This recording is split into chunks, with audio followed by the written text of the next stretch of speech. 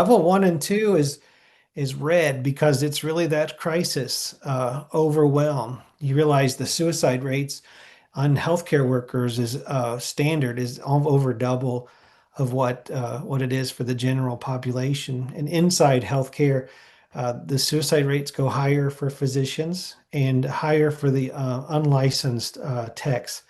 So, like we're looking at the whole entire healthcare system.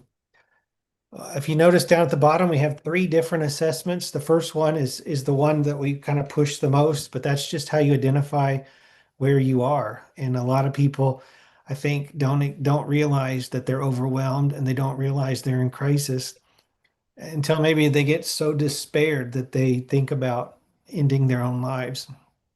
But immediately in the second section, we go to seeking professional help and support. And we feel like, people that are in those most dire circumstances, they need to know like where the resources are. And we have a page on the website for resources. And of course, there's the suicide hotline. I think it's 998 or 988.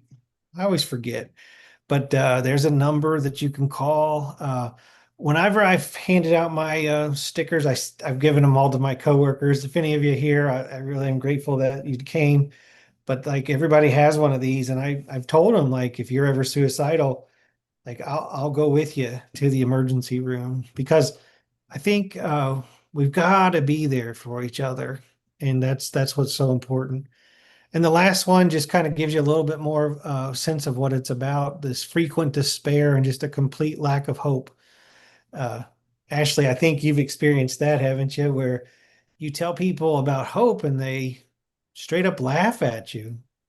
Yes, yes. It's been an interesting journey as we grow this little baby of ours and start talking about it. And I don't think I've left a single conversation with someone yet across the spectrum, inside of healthcare, outside of healthcare, alternative, holistic, naturopath, And at the end of the conversation, they really are just like, wow, this is something powerful.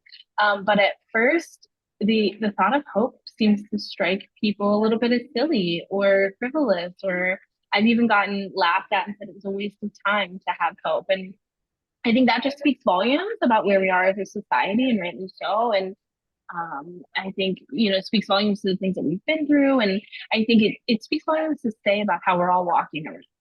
Yeah.